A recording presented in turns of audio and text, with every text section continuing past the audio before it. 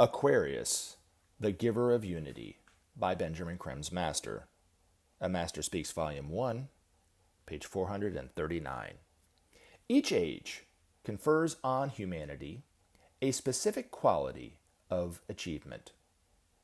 Pisces, the age now at an end, has given to men the divine achievement of individuality, together with the qualities of devotion and idealism. These are mighty advances in the long journey of evolution and have prepared mankind for the blessings of Aquarius. The new age, Aquarius, has too its intrinsic quality, synthesis, and in this coming time will indeed cause the divine attribute to manifest its beneficent unity throughout the world. This present time of turmoil, division, and separation will gradually give way to an era in which the ever-increasing forces of Aquarius will perform their magic, blending and knitting together the disparate, unruly parts. Thus will men undergo an extraordinary transformation, greater and faster than ever before in their long history. For this to happen, men must respond correctly to the incoming energies, recreating the world's structures in such a way that they present no barrier to the synthesizing forces of Aquarius.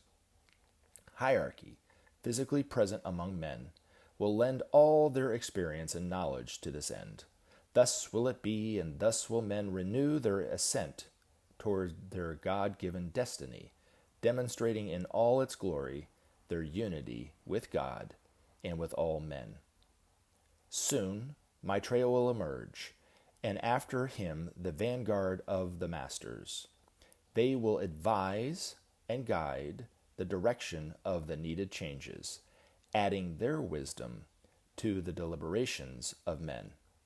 All that men now hold dear will be held in question, all that has brought the world to its present sorry and dangerous state. Soon the weakness of the present structures will begin to show itself to even the most blinkered viewer. The cracks and rifts will become apparent for what they are, the signs of breakdown of an outworn and decaying order, ready for renewal. The speed of that renewal lies in the hands of men. They alone must give full welcome to the new and enter gladly into the tasks of reconstruction.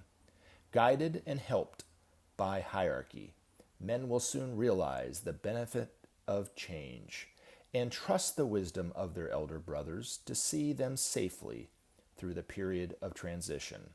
Thus will it be, and thus will men re-find the divinity now seemingly lost.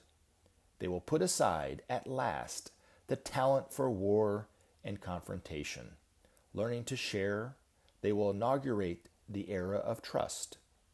Trusting, they will cooperate in solving the many problems which now face them, and, in grateful imitation of the masters, will awaken to the love which has been ever present but unknown.